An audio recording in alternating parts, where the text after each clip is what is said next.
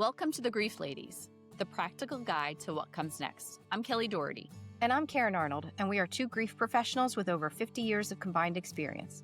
We're here to validate, educate, and give you tangible tools you can actually use. Each episode motivates you to take action and reminds you it's okay to want to feel better. This is the Grief Ladies, a guide to what comes next.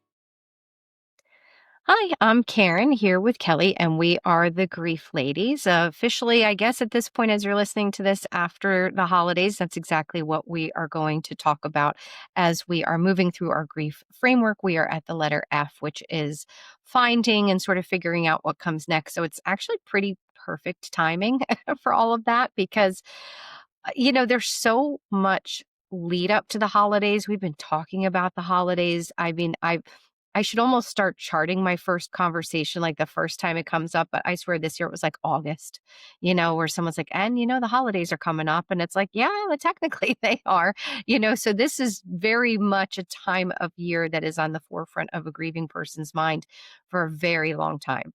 So first, I think Kelly and I want to acknowledge here you're on the other side of it and you've survived it. But there does come with that sometimes a sort of what now feeling. And we have talked about this before, the fact that there is these valleys that can come.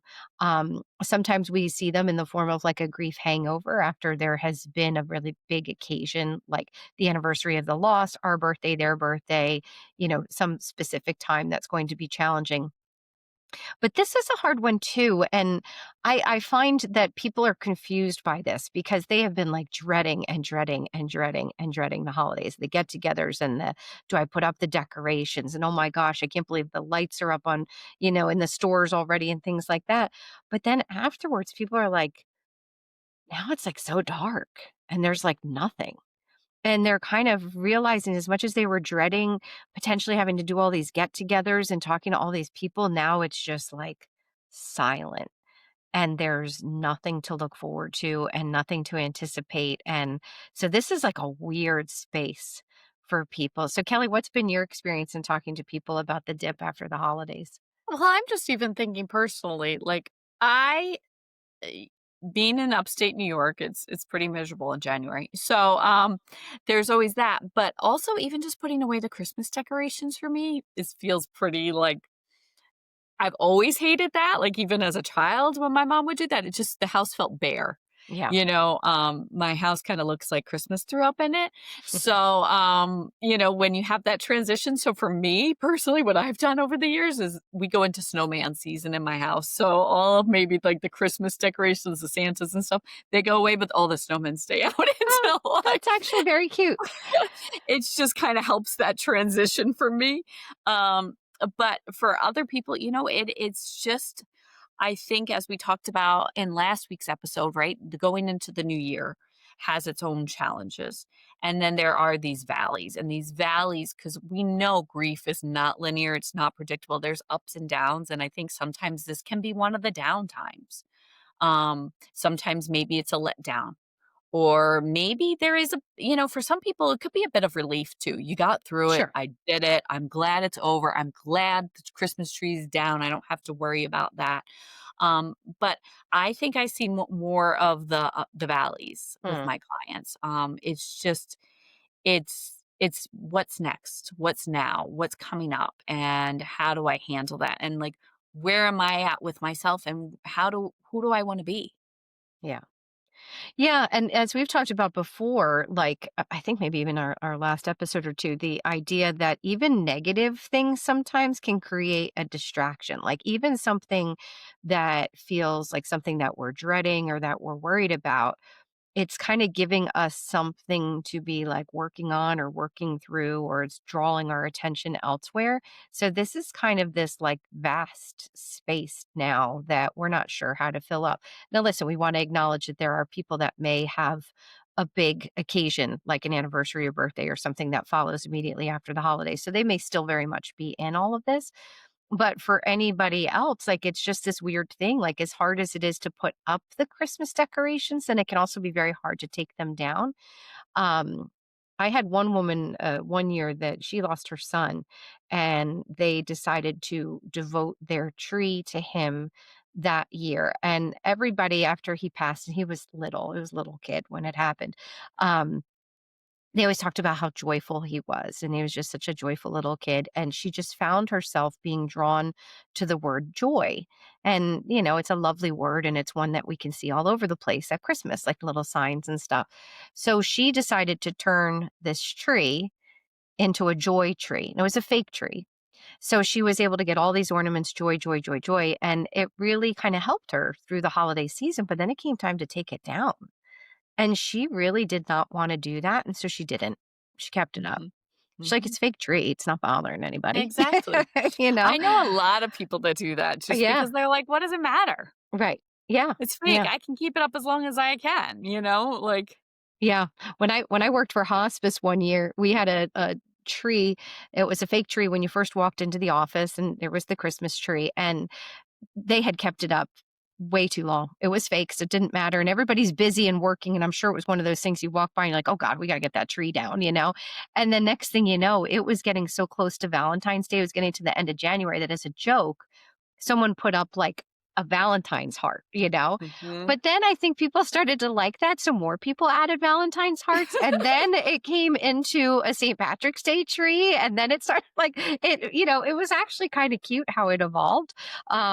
So, like, you can get creative, like, if you are finding ways like Kelly, I think your idea is such a good one because it does keep something that feels sort of festive or a little bit different or not so bare, or maybe you're just not feeling super energized because that's what I always think about with decorations. It's like everything you put up, you gotta put it away, you know?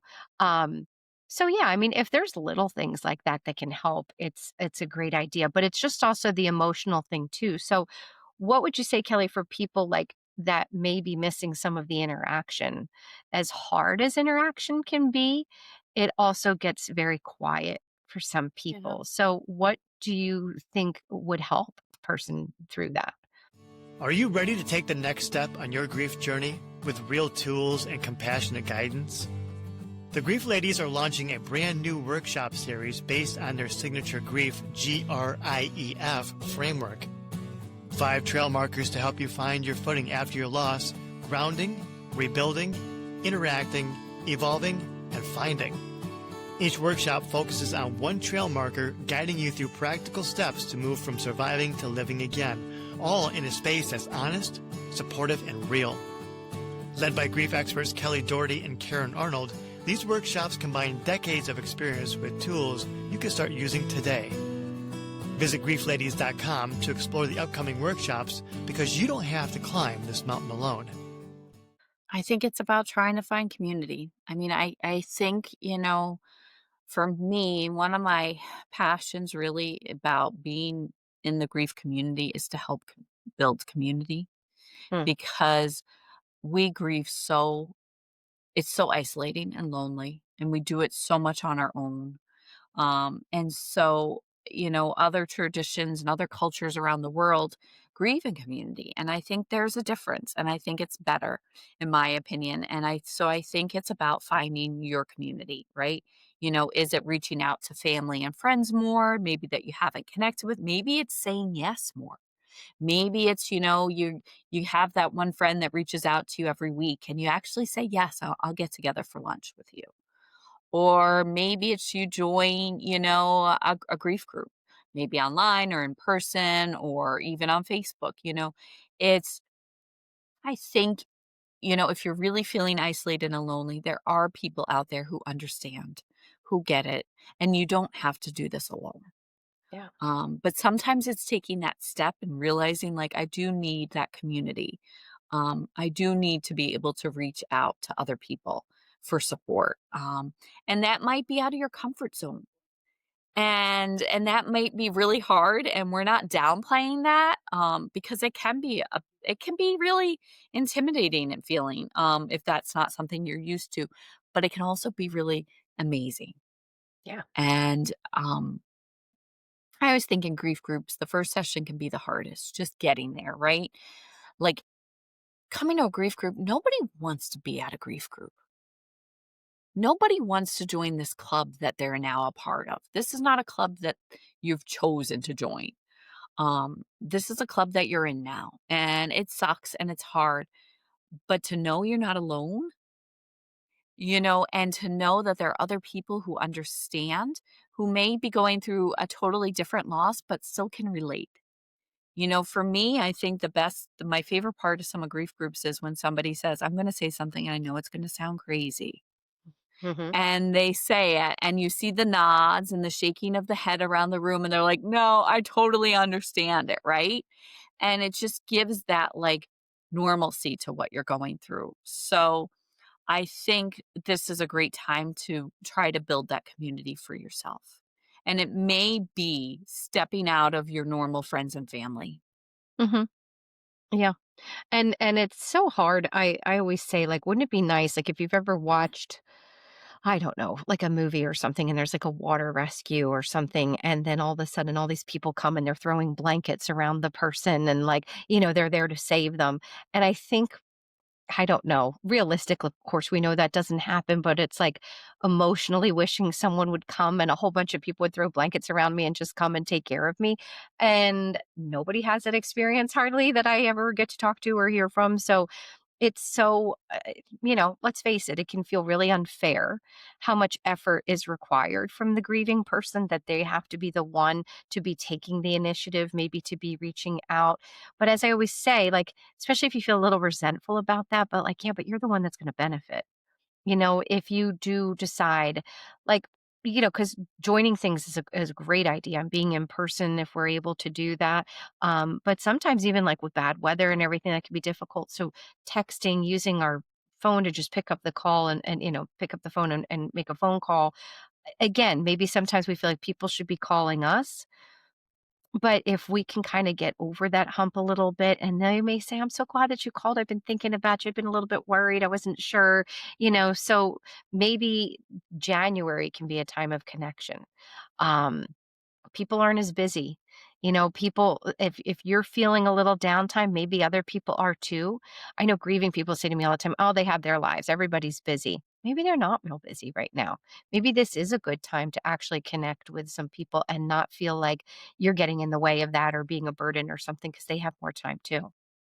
Yeah, absolutely. And for those people that, are like, "Oh, I can't do a group." There is individual as well. You Yeah. could reach out for individual coaching or counseling, finding somebody that's grief informed. That can be helpful too because, finding somebody that you can talk to and be vulnerable with, that it's important. And somebody that is going to listen to you Yeah. and hopefully validate you and support you and encourage you. And I like that. January could be a bit of a time for connection.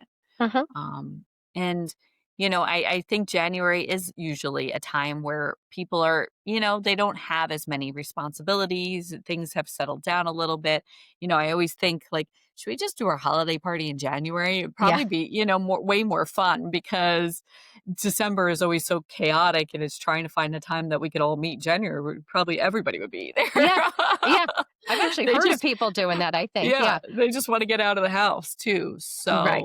Um, but what do you think are some of the ways that maybe, like, when those days are really hard, those valleys are harder, what are some things that can help them if we're really talking about the finding, right? And maybe it's the identity piece is really that seems to be, we did the recent Facing the Harder Days workshop, and in the chat, what I noticed so many people comment about was identity, Mm.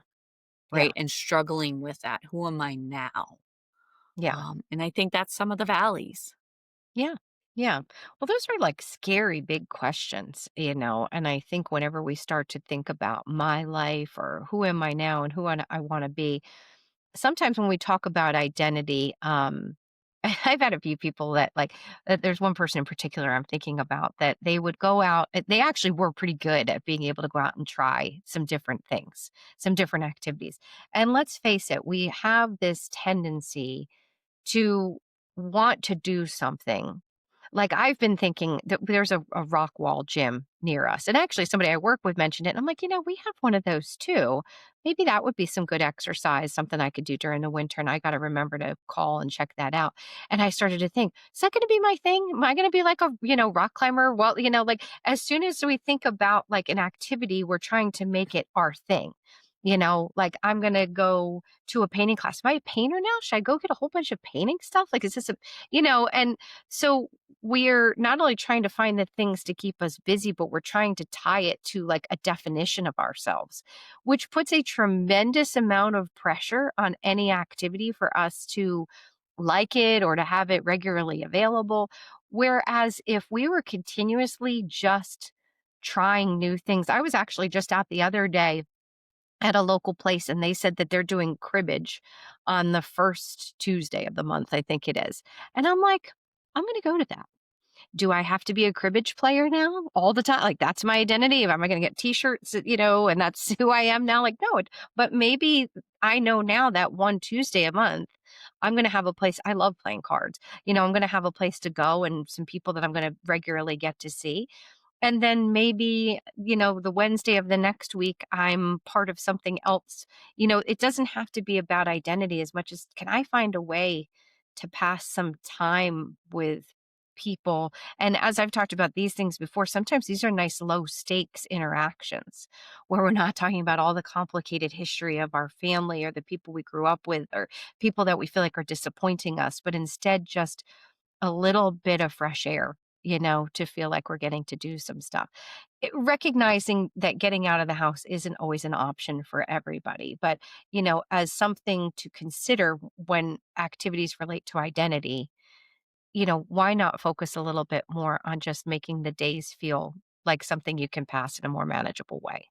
Yeah, and I also think, I mean, COVID changed the landscape of a lot of things for Yeah. people. And one of the things that I do think is, which is beneficial, is how much stuff is now online. Oh, yeah.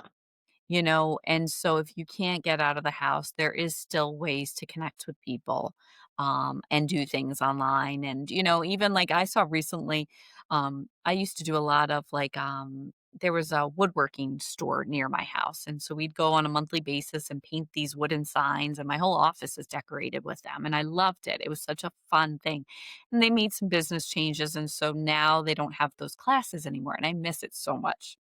Um, I miss the friendships, I miss the laughter, and I miss, being really proud of what I created. Yeah. And but there is now, like I saw, even like there's like a craft, like a monthly craft box you can order, and you get this new wooden craft that you can paint or whatever. And I was like, that's really that's there is benefits. There is still things you can do at home if you don't feel like you can get out, Right. and stay connected. And try to start exploring who are you now? And what are the things? Maybe that cribbage is going to become your identity. I know. We'll find I don't even know what cribbage is, but I mean, I remember several years ago, my friend and I had a conversation. She's like, I don't have a hobby. And I was like, I don't either. Yeah. And so I started making old fashioned shaving soap. And then I turned into a business, which was ridiculous. But like, I think as sometimes we get older, sometimes we don't have those hobbies. I think that's probably why pickleball has become so big, right? People are looking for that. They're looking for things to get connected with other people. They're looking for some sort of hobby. And so I think it's about trying all different things maybe you find your one, or you don't, or you're like, oh, I like to do all of these different things. Yeah. I think hobbies for adults, I think the importance of that is so understated. I mean, I think if there was something culturally I'd love to see change is how much emphasis we put on kids having hobbies and activities and how those are just supposed to abruptly stop.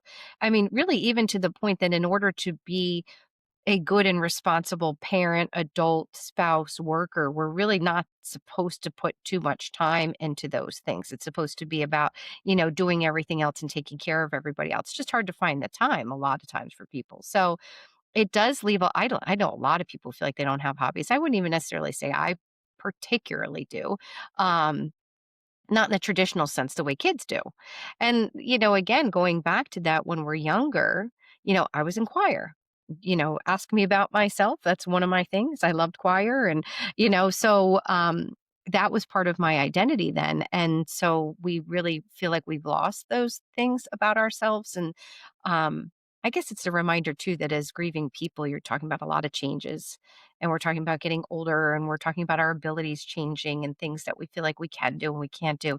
So you're wrestling with a lot through all of that. So maybe, in this lull, maybe we find opportunity to pause and think about some of this stuff as long as we're not putting the pressure on it. I think is what's really important. Yeah, definitely. Definitely.